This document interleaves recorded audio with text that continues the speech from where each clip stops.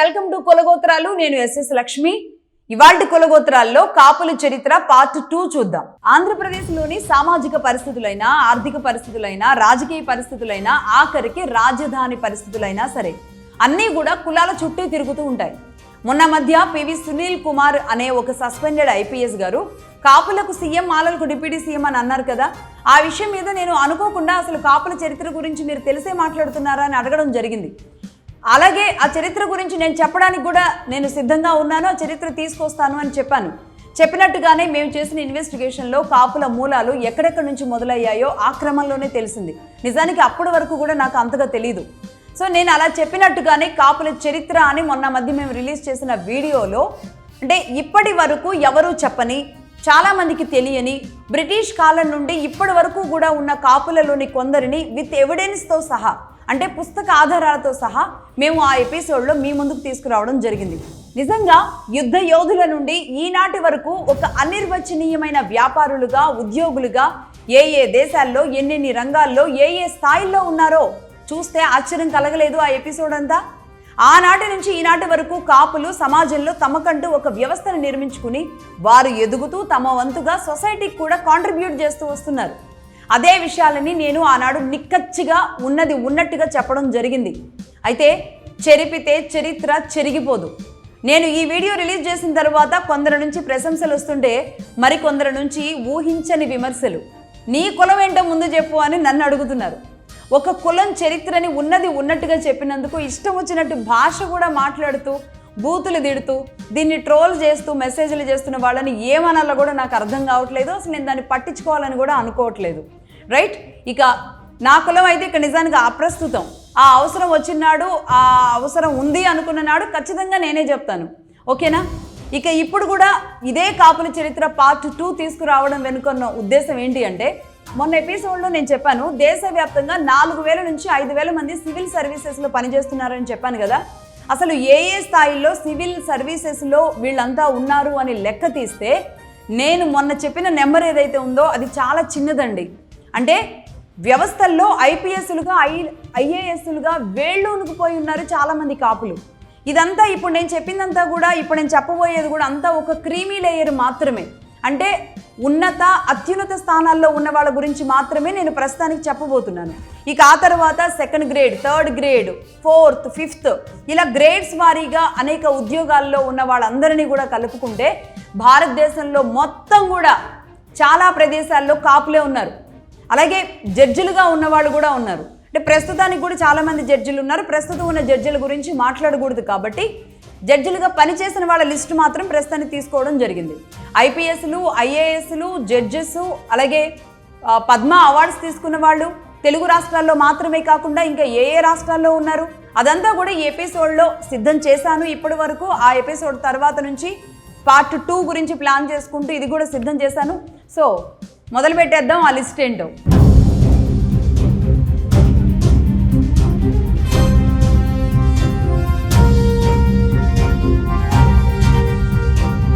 కాపుల చరిత్ర పార్ట్ 1లో అనుకోకుండా మనం తమిళనాడు నుంచి మొదలు పెట్టాల్సి వచ్చింది. సౌత్లో వేళ్ళూనుకుపోయి అలాగే తెలగ రెజిమెంట్ నుంచి మొదలు పెట్టాల్సి వచ్చింది కాబట్టి తమిళనాడు నుంచి మొదలు పెట్టాల్సి వచ్చింది. రైట్, ఇప్పుడు కూడా అనూహ్యంగా తమిళనాడు అండ్ కర్ణాటకలో పనిచేసిన మన కాపులు, ఐపీఎస్లు, ఐఏఎస్లు ఎవరెవరు ఉన్నారు దానికి సంబంధించి చూద్దాం. ముందుగా ఐపీఎస్ రాధాకృష్ణ గారు, ఆయన తమిళనాడు డీజీపీగా పనిచేశారు, రిటైర్ అయ్యారు. అలాగే ఐఏఎస్ రామ్మోహన్ రావు గారు, ఆయన ఫార్మర్ చీఫ్ సెక్రటరీ, చాలామందికి తెలిసిన వ్యక్తి.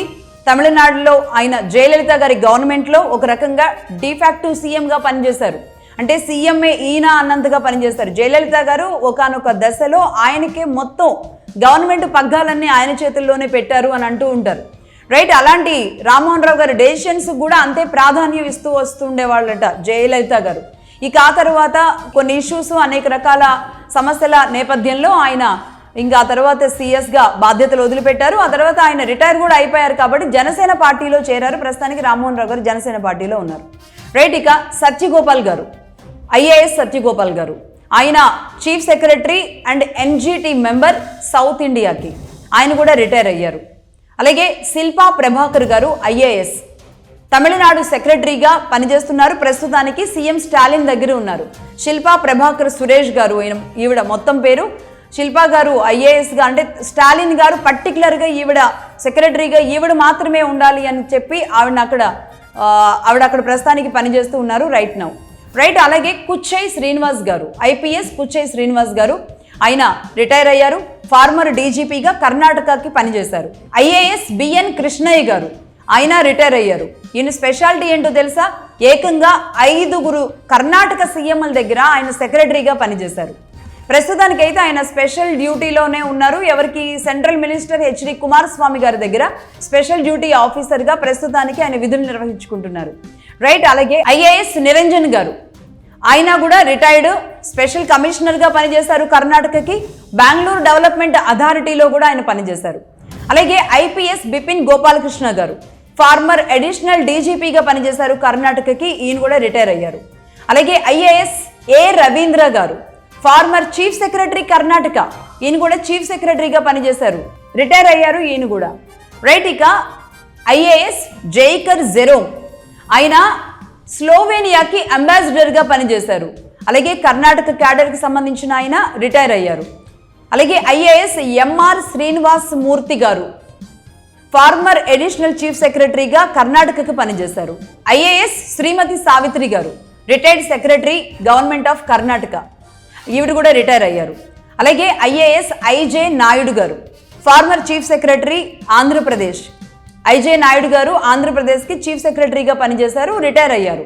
అలాగే ఐపీఎస్ కేఎస్ ప్రతాప్ కుమార్ గారు, ఉత్తరప్రదేశ్ క్యాడర్, ఆయన డీజీపీగా పనిచేశారు. పోలీస్ హౌసింగ్ కార్పొరేషన్ యూపీకి ఆయన చైర్మన్గా ఉన్నారు. పోలీస్ హౌసింగ్ కార్పొరేషన్స్ ఉంటాయి కదా ఉత్తరప్రదేశ్లో, దీనికి ఆయన చైర్మన్గా ఉన్నారు. ఏకంగా డీజీపీగా పనిచేశారు ఉత్తరప్రదేశ్ లాంటి చోట ఆయన, కేఎస్ ప్రతాప్ కుమార్ గారు రైట్. ఇక ఐఏఎస్ ఆర్కేఆర్ గోనెల గారు, ఈయన 1963 బ్యాచ్, అంటే రిటైర్ అయ్యి ఉంటారు కాబట్టి రిటైర్ అయ్యారు. ఈయనకి అన్నదమ్ములు కూడా ఉన్నారు, ఆయన పేరు కూడా వస్తుంది, నెక్స్ట్ చెప్తాను.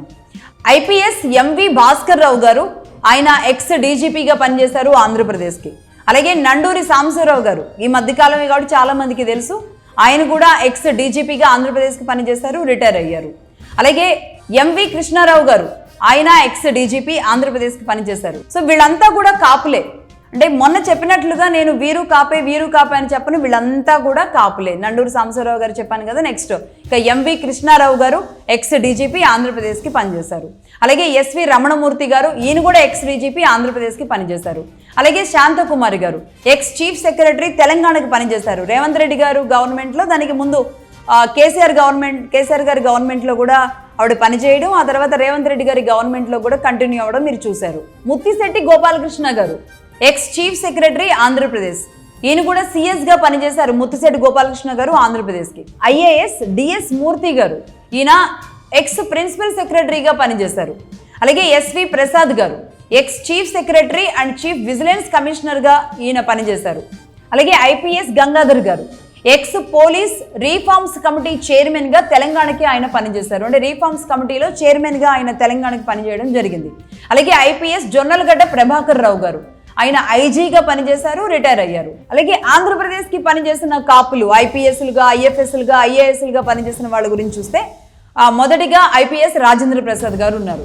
అలాగే ఎస్వి కుమార్ గారు, ఆయన IFS, former principal chief conservator of forest ఆంధ్రప్రదేశ్కి పనిచేశారు. అలాగే ఐఏఎస్ నరేష్ కుమార్ గారు హైదరాబాద్ కలెక్టర్గా పనిచేశారు.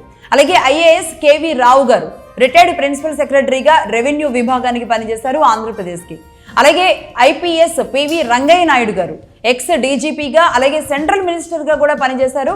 ఏకంగా ఈయన కుటుంబంలో 8 మంది ఐపీఎస్లు, ఐఏఎస్లు కలిసి 8 మంది ఉన్నారు. ఆయన సెంట్రల్ మినిస్టర్గా కూడా పనిచేశారు పివి రంగయ్య నాయుడు గారు రైట్. ఇక కె సుబ్బారావు గారు ఎక్స్ ఫార్మర్ ప్రిన్సిపల్ ఐఎఫ్ఎస్గా ఈయన పనిచేశారు.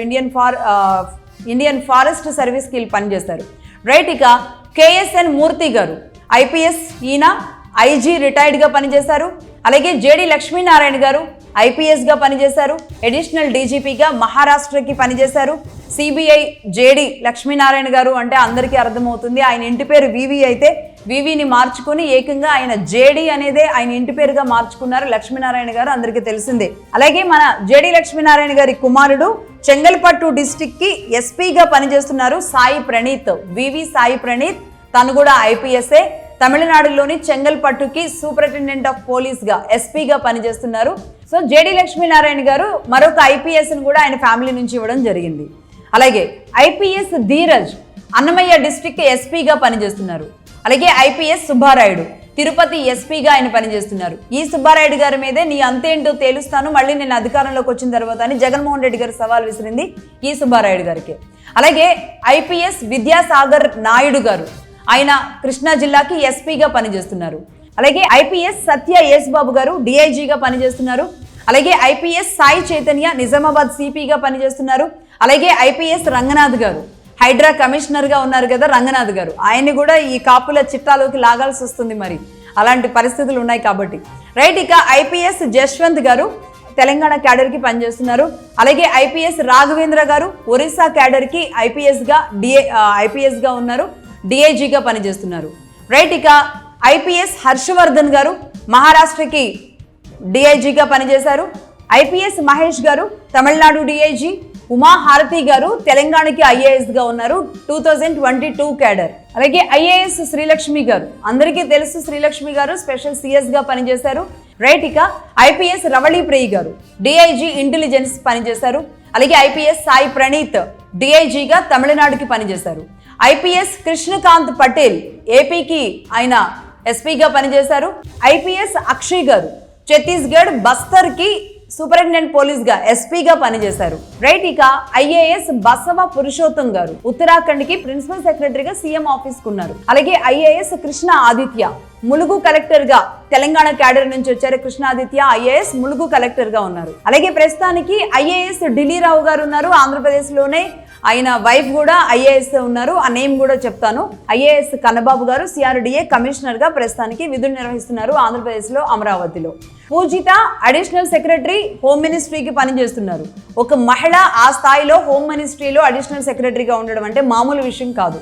అలాగే మరొక అద్భుతమైన అంటే కాపు మహిళలుగా వీరంతా ఏ స్థానాల్లో ఉన్నారో చెప్పడానికి జెల్లి కీర్తి గారు ఐఏఎస్ గా ఈరోజు అస్సాంకి పనిచేస్తున్నారు. 2013 బ్యాచ్ లో 14వ ర్యాంక్ సాధించిన మహిళగా చాలా గుర్తింపు.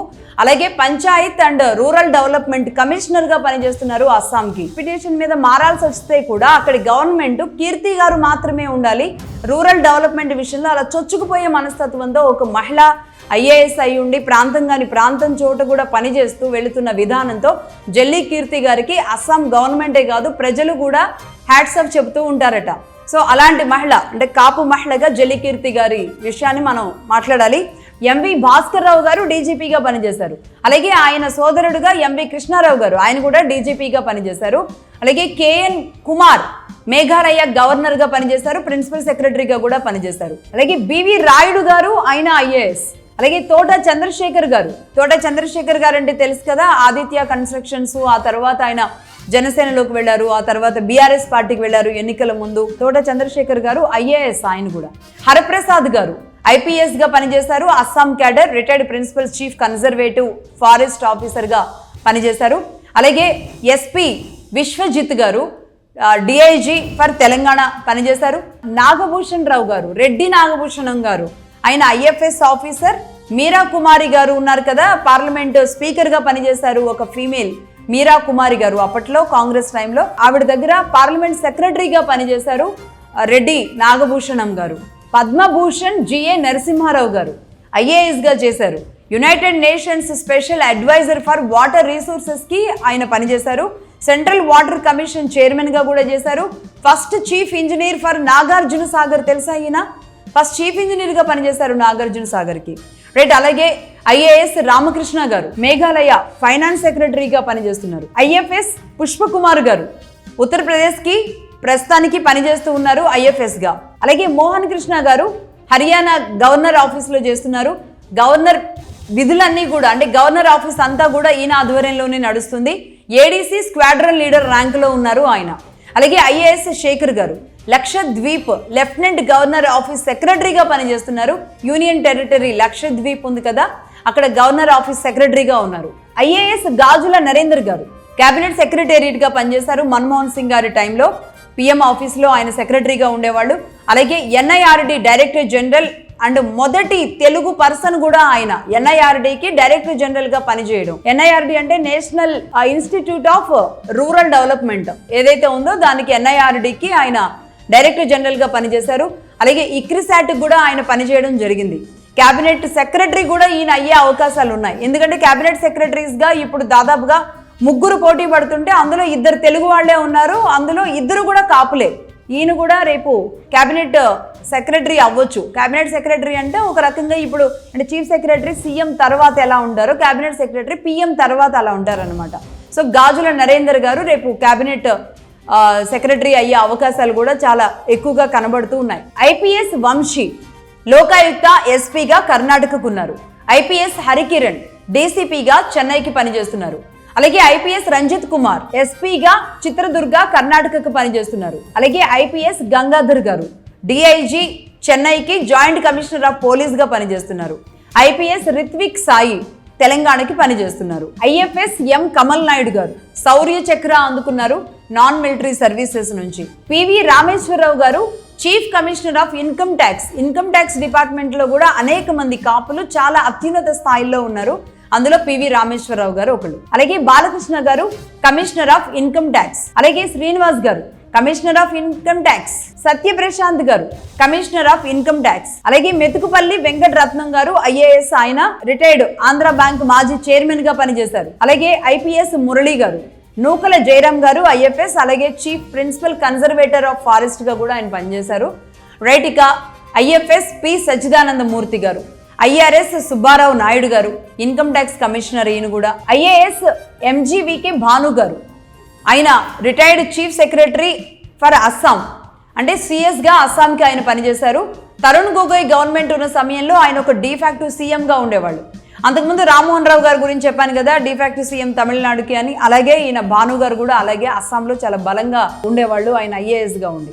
అలాగే ఐఏఎస్ జిపి రావు గారు retired additional secretary government of ఇండియాకి, ఆయన రిటైర్డ్ అడిషనల్ సెక్రటరీగా పనిచేశారు, రిటైర్ అయ్యారు. ఐపీఎస్ శ్రీనివాసులు గారు మధ్యప్రదేశ్ అడిషనల్ డీజీపీ. అంటే ఇప్పటి వరకు చూసిన ఐపీఎస్లు ఐఏఎస్లు ఎవరైతే క్రీమీ లేయర్ అన్నాను కదా, అత్యున్నత స్థాయిలో ఉన్న వాళ్ళ గురించి చెబుతూ వచ్చాం. కొంతమంది పేర్లు, వీలైతే వాళ్ళ డిజిగ్నేషన్స్ అందరినీ అంటే ఒక చూపించే ప్రయత్నం తప్ప ఇందులో వాళ్ళ విషయాలు, వాళ్ళు సాధించిన విజయాలు అవన్నీ చెప్పాలంటే ఇంకా అనేకం ఉంటాయి. ఆ ప్లస్లు మైనస్లు కూడా ఉంటాయి. అవన్నీ చెప్పాలంటే కనుక చాలా టైం పడుతుంది. కాబట్టి మ్యాక్సిమం ఉన్నంత వరకు, మాకు తెలిసినంత వరకు, వారి ఫొటోస్ కూడా దొరికినంత వరకు అందరినీ కూడా చూపించే ప్రయత్నంలో భాగంగానే ఇది చేస్తున్నాం.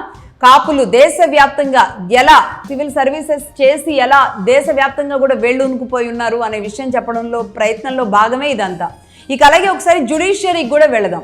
జ్యుడిషియరీలో అంటే న్యాయ వ్యవస్థలో జడ్జిలుగా పనిచేసిన వాళ్ళు ఎవరెవరు ఉన్నారు? న్యాయ వ్యవస్థలో జడ్జిలుగా మనకు తెలిసింది ముఖ్యంగా సిజేఐ, అంటే ఒక తెలుగువాడిగా రమణ గారు మాత్రమే మనకి సిజేఐగా చీఫ్ జస్టిస్ ఆఫ్ ఇండియాగా వెళ్ళారు అని మనం అనుకుంటూ ఉంటాం కదా. కాదది యాక్చువల్లీ రాజేంద్ర బాబు గారు, ఆయన 34వ చీఫ్ జస్టిస్ ఆఫ్ ఇండియాగా పనిచేశారు. అలాగే ఎన్హెచ్ఆర్సీ చైర్మన్ గా కూడా పనిచేశారు. అంటే ఈయన ఎన్హెచ్ఆర్సీ చైర్మన్, సిజేఐగా పనిచేసిన మొట్టమొదటి తెలుగువాడు రాజేంద్ర బాబు గారే. అయినా కాపులే మరి. ఇక కాస్ట్ గురించి కూడా చెప్పాల్సి వస్తే రైట్. ఇక ముత్తా గోపాలకృష్ణ గారు, ఆయన హైకోర్టు చీఫ్ జస్టిస్గా పనిచేశారు, రిటైర్ అయ్యారు. ఇప్పుడు ఎవరైతే జడ్జిల గురించి చెప్తూ వస్తున్నానో వాళ్ళంతా కూడా రిటైర్ అయిన వాళ్ళే. రిటైర్ అయిన వాళ్ళ గురించి మాత్రమే చెప్పొచ్చు. కాబట్టి జడ్జిల విషయంలో చాలా జాగ్రత్తగా వ్యవహరించాల్సి ఉంటుంది న్యాయస్థానాల విషయంలో. కాబట్టి జడ్జిల్లో ముత్తా గోపాలకృష్ణ గారు ఫార్మర్ హైకోర్టు చీఫ్ జస్టిస్గా ఆయన పనిచేశారు. ఉమ్మడి ఏపీకి పనిచేయడం జరిగింది ఆయన. అలాగే అంబటి లక్ష్మణ్ రావు గారు, ఆయన కూడా రిటైర్డ్ హానరబుల్ చీఫ్ జస్టిస్, ఆంధ్రప్రదేశ్కి పనిచేశారు. అలాగే యూపీ హైకోర్టుకు కూడా ఆయన పనిచేయడం జరిగింది. అలాగే one of the legendary humanity grounds తీర్పుల్లో ఆయన్ని చాలా మంది ఆదర్శంగా తీసుకుంటూ ఉంటారు. అంటే ఇప్పటికీ కూడా హ్యుమానిటీ గ్రౌండ్స్లో అంటే మానవతా హృదయంతో చూసి తీర్పునివ్వాల్సిన అంశాలలో ఈయనిచ్చిన తీర్పులని ఇప్పటికి కూడా కొంతమంది జడ్జిలు రిఫరెండంగా వాటిని తీసుకొని చదువుతూ దీన్ని ఎలా ఇవ్వచ్చు అని కూడా చేస్తూ ఉంటారు. అంటే రియల్లీ ఈజ్ గ్రేట్ కదా మరి. అలాగే జస్టిస్ మీనా కుమారి గారు, honourable chief justice, retired Delhi హైకోర్టుకి ఆవిడ పనిచేయడం జరిగింది. అలాగే జస్టిస్ గ్రంథి భవానీ ప్రసాద్ గారు, హైకోర్టు జడ్జిగా వెస్ట్ గోదావరికి నరసాపురంకి పనిచేశారు. ఉమ్మడి ఆంధ్రప్రదేశ్లో ఫస్ట్ లా మినిస్టర్గా ఈయన తాతగారు పనిచేయడం జరిగింది. అలాగే ఈయన తండ్రి గారి గురించి కూడా చెప్తారు. లండన్లో ఆ రోజుల్లోనే ఆయన చాలా ఫేమస్ అడ్వకేట్గా కూడా పనిచేయడం జరిగింది అనేది చెప్తూ ఉంటారు. తండ్రి తాత కూడా లా మినిస్టర్గా పనిచేసిన ఫ్యామిలీ బ్యాక్గ్రౌండ్ నుంచి వచ్చారు జస్టిస్ గ్రంథి భవానీ ప్రసాద్ గారు. అలాగే జస్టిస్ ఇయ్యప్పు పాండురంగారావు గారు హైకోర్టు జడ్జిగా పనిచేశారు. అలాగే జస్టిస్ ఆకుల శేష సాయి గారు ఏపీ చీఫ్ జస్టిస్గా ఆయన పనిచేయడం జరిగింది. ఆకుల శేష సాయి గారు. అలాగే జస్టిస్ రామినేని రామానుజం గారు చీఫ్ జస్టిస్ ఆఫ్ లోకాయుక్తకి చీఫ్ జస్టిస్గా పనిచేశారు రామానుజం గారు. అలాగే జస్టిస్ తోట లక్ష్మీ నరసయ్య నాయుడు గారు రిటైర్డ్ హైకోర్టు జడ్జిగా ఉమ్మడి ఆంధ్రప్రదేశ్కి పనిచేశారు. జస్టిస్ తమడ గోపాలకృష్ణ గారు మాజీ హైకోర్టు జడ్జిగా పనిచేశారు. అలాగే జస్టిస్ పి శివశంకర్ గారు హానబుల్ జస్టిస్ హైకోర్టు ఉమ్మడి ఆంధ్రప్రదేశ్కి అనేదానికంటే నేను ఇంతకు ముందు చెప్పాను కదా, పి శివశంకర్ గారు ఎపిసోడ్ 1లో వస్తుంది. ఆయన ఇక్కడ కేవలం ఒక 2-3 ఏళ్ళు మాత్రమే పనిచేశారు. అప్పుడు అంటే ఈయన కాన్స్టిట్యూషనల్ లా ఎక్స్పర్ట్ కూడా కావడం వల్ల భారత న్యాయ వ్యవస్థలో అనేక రకాల మార్పులు తీసుకురావడంలో ఈయన ఉపయోగపడ్డారు. ఎలా అంటే చెప్పాను కదా, ఇందిరాగాంధీ గారు జనతా పార్టీ టైంలో ఆవిడ్ని జైల్లో పెట్టినప్పుడు ఆవిడ్ని బయటికి తీసుకురావడంతో ఏకంగా 4 మినిస్ట్రీస్ ఇచ్చి ఆయన్ని మంత్రిని చేశారు అని చెప్పాను కదా. ఆ సమయంలో ఆయన ఎక్స్టర్నల్ అఫైర్స్ మినిస్టరే కాదు, లా మినిస్టర్గా కూడా పనిచేయడం వల్ల ఆయన భారత న్యాయ వ్యవస్థలో సమూల మార్పులు తీసుకొచ్చారు పి శివశంకర్ గారు. అలాగే ప్లానింగ్ కమిషన్ చైర్మన్గా కూడా పనిచేశారు అని చెప్పాం కదా. అంటే ప్రధానమంత్రి మాత్రమే చేసే ఒక కమిషన్ని దేశంలో ఇప్పటివరకు ఎవరు చేయలేదు. కేవలం పి శివశంకర్ గారు మాత్రమే ప్లానింగ్ కమిషన్ చైర్మన్గా పనిచేశారు. ఉమ్మడి ఆంధ్రప్రదేశ్ ఆనాటి సమయంలో ఆయన జడ్జిగా పనిచేశారు మన హైకోర్టుకి. రైట్, ఇక జస్టిస్ ఐ వెంకట్రావు గారు ఈయన ఉమ్మడి హైకోర్టుకి జడ్జిగా పనిచేశారు. ఇది కేవలం జడ్జిలుగా పనిచేసిన వాళ్ళ డేటా మాత్రమే తీసుకోవడం జరిగింది. ఇక అడ్వకేట్స్లో కూడా ఉన్నత స్థానాల్లో ఉన్న అనేక మంది ఇక కోకొల్లలే. ఇక అది కదిలించాము అంటే కనుక ఇక తేనె తుట్టు కదిలినట్టే ఉంటుంది. కాబట్టి ఇక దాని జోలికైతే నేను వెళ్ళట్లేదు. ఇప్పటికే చాలా మంది పేర్లు చెప్పాం. ఇక చివరిగా పద్మభూషణ్ పద్మశ్రీ అవార్డు గ్రహీతల గురించి కూడా ఒకసారి మాట్లాడుకుందాం. అంటే ఈ కాపు కులంలోనే పద్మభూషణ్ పద్మశ్రీ స్థాయికి వెళ్ళిన వాళ్ళ గురించి కూడా మాట్లాడాల్సిన అవసరం ఉంది. ఆళ్ల వెంకటరామారావు గారు ఐఐసిటి డైరెక్టర్గా పనిచేశారు. అంటే Indian institute of chemical technology ఏదైతే ఉందో దాన్ని పనిచేశారు. ఏకంగా ఆయన ఉమ్మెత్త పువ్వుల నుంచి ఆయన క్యాన్సర్ డ్రగ్ తయారు చేశారు. అందుకు గాను ఆయనకి పద్మశ్రీ పద్మభూషణ్ అవార్డులు కూడా ఆయన్ని వరించాయి. నిజంగా అంటే ఒక కాపుల్లో ఆ స్థానానికి వెళ్ళి ఒక డ్రగ్ తయారీలో ఆయన పనిచేశారు అంటే ఆళ్ల రామారావు గారు నిజంగా గ్రేటే కదా. రైట్, ఇక పద్మశ్రీ డాక్టర్ ఎంవి రావు గారు ఫుడ్ అండ్ అగ్రికల్చర్ FAO ఐక్యరాజ్య సమితికి ఆయన పనిచేశారు. ఫేమస్ ఇండియన్ సైంటిస్ట్గా గ్రీన్ రెవల్యూషన్కి ఆయన చేసిన సేవలకు గాను ఆయన్ని నార్మన్ బోర్లాగ్ అవార్డు కూడా వరించింది. నార్మన్ బోర్లాగ్ అవార్డు గ్రహీత ఆయన. అంటే అగ్రికల్చర్ విభాగాలు వ్యవసాయ విభాగాల్లో ఎవరైనా ఏదైనా రీఫార్మ్స్ తీసుకొచ్చి ఒక విజయాన్ని సాధించినప్పుడు ఇలాంటి అవార్డులు ఇస్తూ ఉంటారు. Norman Borlaug award. అలాగే ఆయనకి ఇటు భారత ప్రభుత్వం పద్మశ్రీ ఇచ్చి గౌరవించుకుంటే అక్కడ ఐక్యరాజ్య సమితి ఆ స్థాయిలో ఇంటర్నేషనల్ స్థాయిలో నార్మన్ బోర్లాగ్ అవార్డు లాంటిది కూడా ఆయన్ని వరించడం జరిగింది. అలాగే ఈయన గురించి ఇంకో విషయం కూడా చెప్పాలి. 1998-99 సంవత్సరాల్లో ఏపీకి కొంత ఐక్యరాజ్య సమితి నుంచి కూడా అగ్రికల్చర్ కోసం చంద్రబాబు నాయుడు గారు రిక్వెస్ట్ చేయడం వల్ల ఆయన కొంత బడ్జెట్ కూడా ఇప్పించారు. కొన్నేళ్ల పాటు చంద్రబాబు నాయుడు గారు అధికారంలో ఉన్న సమయంలో ఆయన పర్టికులర్గా అంటే చంద్రబాబు నాయుడు గారి పని కూడా అదే కదా, ఎవరెవరు ఎక్కడెక్కడున్నారు మన వాళ్ళు, వాళ్ళతో రాష్ట్రానికి ఏం పెట్టించాలి, ఈ పనుల్లో కొంచెం ఉండే చంద్రబాబు నాయుడు గారు ఈయన్ని కూడా పట్టుకున్నారు. ఆఖరికి చంద్రబాబు నాయుడు గారు ఆనాడు అలా అందవేసిన చెయ్యి. ఎవరైనా ఏదైనా చెప్పగానే దాన్ని వదిలిపెట్టేవాళ్ళు కాదు. వీళ్ళ వల్ల ఉపయోగం ఉంటుంది రాష్ట్రానికి, ఏం చేయొచ్చు అంటే చేసేవాళ్ళు. ఇలాంటివి ఇంకా చాలా ఉన్నాయి. నేను ఈ ఎపిసోడ్స్లో చెప్పుకుంటూ వెళితే చంద్రబాబు నాయుడు గారు ఎవరెవరిని ఎక్కడికి తీసుకొచ్చి ఎక్కడెక్కడో ఉన్న వాళ్ళని తీసుకొచ్చి ఎక్కడికి పెట్టారు, ఎవరితో ఏ సేవలు చేయించారు, ఆంధ్రప్రదేశ్కి హైదరాబాద్లో ఎలా పని చేయించారు, ఆంధ్రప్రదేశ్లో ఉమ్మడి ఆంధ్రప్రదేశ్ కాబట్టి ఎలా చేశారో అలాంటి విషయాలు అనేకం బయటకు వస్తాయి. బట్ ఇది సందర్భం కాదు కానీ చెబుతున్నా, పర్టికులర్గా ఇక్కడ ఎంవి రావు గారి విషయం వచ్చినందుకు. అలాగే ఎంవి రావు గారిని అక్కడితో వదిలిపెట్టలేదు చంద్రబాబు నాయుడు గారు. ఏపీకి బడ్జెట్ తెచ్చుకోవడం మాత్రమే కాకుండా ఎన్జీ రంగా అగ్రికల్చర్ యూనివర్సిటీ ఉంది కదా గుంటూరులో, అగ్రికల్చర్ యూనివర్సిటీకి వైస్ ఛాన్సలర్గా కూడా నియమించారు. ఏదైనా రీఫార్మ్స్ చేయమని ఆయన్ని తీసుకొచ్చి ఇక్కడ అంత గౌరవప్రదమైన స్థానాన్ని ఇచ్చి ఆయన ఇక్కడ కూర్చోబెట్టారు. అలాగే ఎంవి రావు గారిని ఫాదర్ ఆఫ్ వీట్ రెవల్యూషన్ అని కూడా అంటారు. ఎందుకు అంటే ఫాదర్ ఆఫ్ వీట్ రెవల్యూషన్ ఎందుకు వచ్చింది అంటే గోధుమ పంట ఉత్పత్తిని పెంచడానికి ఆయన తీసుకొచ్చిన రీఫార్మ్స్ ఏవైతే ఉన్నాయో అవి విపరీతంగా ఉపయోగపడ్డాయి అనమాట. అందుకని ఆయనకి ఆ బిరుదు కూడా దక్కింది ఎంవి రావు గారికి, ఫాదర్ ఆఫ్ వీట్ రెవల్యూషన్. ఇక పద్మశ్రీ సుంకర ఆదినారాయణరావు గారు, ఫేమస్ ఆర్థోపెడిక్ ఆయన. అంటే లెగ్స్ టెండెన్సీ, చిన్నపిల్లల్లో పుట్టినప్పుడు కాళ్ళు నిలబడకుండా అంటే టోస్ మీదే నడుస్తూ ఉంటారు పిల్లలు కొంతమంది. అలాంటి ప్రాబ్లం ఉన్న వాళ్ళకి ఆ లెగ్స్ టెండెన్సీ రిలీజ్ చేసే ఆపరేషన్లు ఏవైతే ఉంటాయో ఆ ఆపరేషన్స్ అన్నీ కూడా ఆయన ఫ్రీ ఆపరేషన్స్ చేస్తూ ఉండేవాళ్ళు. అది చేసినందుకు గాను ఆయనకి పద్మశ్రీ దక్కింది. నిజంగా గ్రేట్ కదా సుంకర ఆదినారాయణరావు గారు. ఆయన పద్మశ్రీ సుంకర వెంకట బాలపరమేశ్వరరావు గారు, ఇంతకు ముందు చెప్పిన సుంకర ఆదినారాయణరావు గారికి అన్నయ్య. ఈయన న్యూరో సర్జన్. 1956లోనే న్యూరో సర్జన్గా ఏకంగా ఒక హాస్పిటల్నే స్టార్ట్ చేశారు. అలాగే ఇండియన్ న్యూరో సైన్స్కి ఆయన చైర్మన్గా కూడా పనిచేశారు. అలాగే ఈయన ఫౌండర్ సూపరింటెండెంట్ ఫర్ నిమ్స్. అంటే ఫౌండర్ నిమ్స్ మొదలు పెట్టినప్పుడు సూపరింటెండెంట్గా మొట్టమొదటి ఫౌండర్ ఈయన పనిచేశారు నిమ్స్ హాస్పిటల్కి, హైదరాబాద్లో నిమ్స్కి. అలాగే పద్మశ్రీ శోభానాయుడు గారు, కూచిపూడి నాట్యంలో ఆవిడ చేసిన సేవలకు గాను పద్మశ్రీ దక్కించుకున్నారు. శోభానాయుడు గారు మనందరికీ తెలిసిన అపురూపమైన వ్యక్తి కూచిపూడి నాట్యంలో. అలాగే పద్మశ్రీ రాజగోపాల్ గారు ఐఏఎస్గా చేశారు తమిళనాడుకి, ఆయన కూడా పద్మశ్రీ వరించడం జరిగింది. ఇక సినీ పరిశ్రమలో పద్మశ్రీలు అందుకున్న వాళ్ళ గురించి లిస్టు కూడా చూడాలి కాబట్టి కాపుల్లో, అది కూడా సినీ రంగంలో మొట్టమొదటిగా పద్మశ్రీ అందుకున్న వాళ్ళు ఎవరయ్యా అంటే పద్మశ్రీ అల్లు రామలింగయ్య గారు. అలాగే ఆ తర్వాత పద్మశ్రీ దాసరి నారాయణరావు గారు. ఆ తర్వాత పద్మశ్రీ ద్వారం వెంకటస్వామి నాయుడు గారు. సంగీతానికి సంబంధించి ఆయన చేసిన సేవలకు గాను ఆయన్ని పద్మశ్రీ వరించింది. పద్మశ్రీ అండ్ పద్మవిభూషణ్ రెండు కూడా చిరంజీవి గారిని వరించిన పరిస్థితి మనందరికీ తెలిసిందే. ఇది సినీ పరిశ్రమే కాదు, అనేక రకాలుగా సేవలు అందించిన వాళ్ళందరికీ కలిపి దాదాపుగా ఇప్పుడు నేను చెప్పింది 10 మంది వరకు పద్మశ్రీలు పద్మవిభూషణ్లు అందుకున్న వాళ్ళు ఉన్నారు. అంటే నిజంగా ఆశ్చర్యం కదా కాపుల్లో. అంటే మామూలుగా ఇదంతా కూడా జస్ట్ శాంపిల్ మాత్రమే. మొన్నటి కాపుల చరిత్ర పార్ట్ 1 కానివ్వండి, ఇప్పుడు పార్ట్ 2 కానివ్వండి, ఇంకా లెక్కకు దొరకని, ఎవరి లెక్కలకు అందని ఇంకొంతమంది కూడా ఉన్నారు. వాళ్ళు చాలా సైలెంట్గా వాళ్ళ పని వాళ్ళు చేసుకుంటూ వెళ్తారు.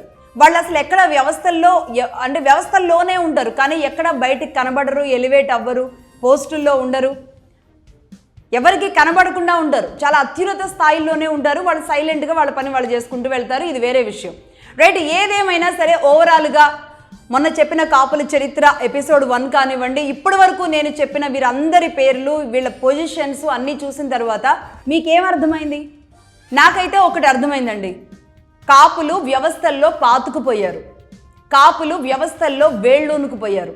అంటే ఒక ఎమ్మెల్యే, ఒక ఎంపీ, ఒక సీఎం ఈ పొజిషన్స్కి వెళ్ళడానికి ఒక రాజకీయ నాయకుడు ఎంత కష్టపడాలి, ఎన్నెన్నో పనులు చేయాలి, ఎంతోమందిని సాటిస్ఫై చేయాలి, అంటే తన క్యాడర్ అందరినీ సాటిస్ఫై చేయాలి. అలాగే తిను కూడా ఉండడానికి పొజిషన్లో ఉంటాడు, కానీ చాలా సాక్రిఫైస్ చేయాలి. అలాగే ఎంతోమంది మెప్పు కూడా పొందుతూ ఉండాలి, పైన వాళ్ళది కావచ్చు, ప్రజలది కావచ్చు. వాళ్ళ దగ్గరికి వెళ్ళి, ప్రజల దగ్గరికి వెళ్ళి ఓట్లు అడగాలి, వాళ్ళని ఎట్లో గట్లా మెప్పించాలి, ఓట్లు వేయించుకునేదాకా కష్టపడాలి. ఆ ఫిగర్ గెలిచాము అనే వరకు వాళ్ళకి దినదిన గండంలాగా ఉంటుందన్నమాట.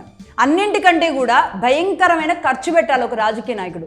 ఇవన్నీ ఏవి అవసరం లేకుండా అసలు ఎక్కడా కూడా ఇలాంటి ఇప్పటి వరకు నేను చెప్పిన ఈ కష్టాలు నష్టాలు ఇవేం అవసరం లేకుండా కేవలం తమ మేధస్సుకి పదును పెట్టి, తమ తెలివితేటల్ని ఆయుధంగా మలిచి దానితోనే ముందుకు వెళ్ళి దేశవ్యాప్తంగా పోలీసింగుల్లో ఐపీఎస్లు చదివిన కాపులు అనేక చోట్ల డీజీపీలుగా, ఎస్పీలుగా, చాలా పెద్ద ఉన్నత స్థాయిల్లో ఇంటెలిజెన్స్ లో కూడా ఉన్న మహిళల గురించి కూడా చెప్పాను కదా, ఆ స్థాయిల్లో వెళ్లారు అంటే అర్థం చేసుకో. అలాగే మరొక వైపు అడ్మినిస్ట్రేషన్ లో కూడా ఐఏఎస్ చదివినందుకు వాళ్ళు చీఫ్ సెక్రటరీ అంటే ఆల్మోస్ట్ సీఎం మాదిరిగానే.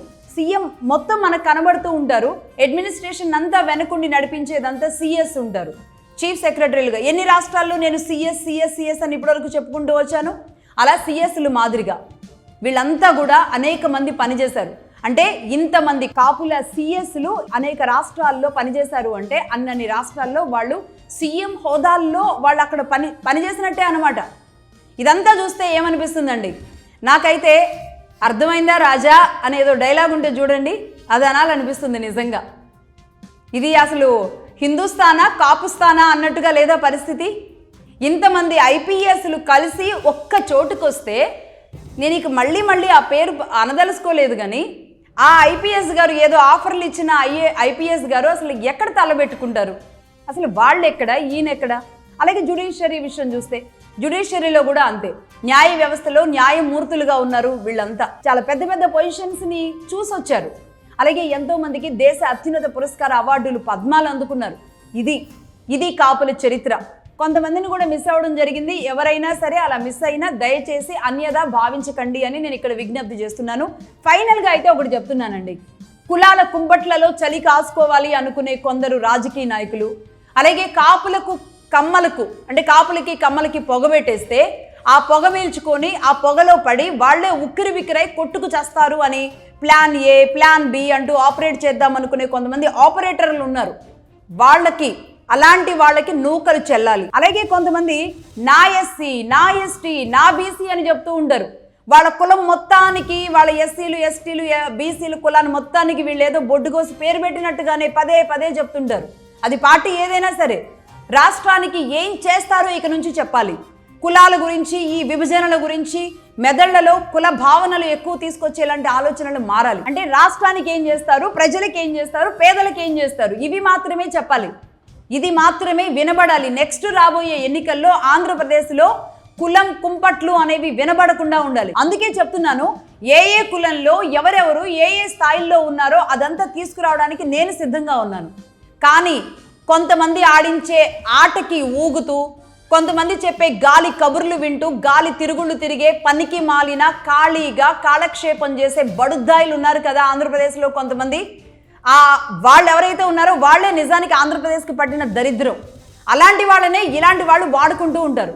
అందుకే ఏ కులాల గురించి పదే మాట్లాడుతూ ఉన్నారో ఆ కులాల చరిత్ర మొత్తం తీసుకొచ్చి చెప్పడానికి, అది ఎంత కష్టమైనా సరే దానికి సంబంధించి రీసెర్చ్ చేయడానికి, దానికి సంబంధించి అనుభవజ్ఞులు, విఘ్నులు, మేధావులు వాళ్ళందరి దగ్గర నుంచి డేటా సేకరించడానికి, ఈ కష్టాన్ని తీసుకోవడానికి నేను సిద్ధంగా ఉన్నాను. సో నెక్స్ట్ ఎపిసోడ్ కోసం కూడా వెయిట్ చేయండి. అది ఎవరి గురించి రాబోతుంది అంటే కమ్మల గురించి. కమ్మల ప్రస్థానం ఎలా జరిగింది, కమ్మలు ఎలా మొదలయ్యారు, ఎలా ఏ స్థాయిల్లో వాళ్ళు ఎక్కడున్నారు, ప్రస్తుతానికి ఎక్కడున్నారు, ఇలాంటి విషయాలన్నీ మరొక వారం 10 రోజుల్లో కమ్మల గురించి తీసుకురావడానికి సిద్ధంగా ఉన్నాను. ఆల్రెడీ ఆ డేటా కూడా సేకరించే పనిలోనే ఉన్నాము. నెక్స్ట్ కులగోత్రాలు అనేది కమ్మల చరిత్రతో. So that's all for now. Keep watching Magadha news. This is Lakshmi signing of.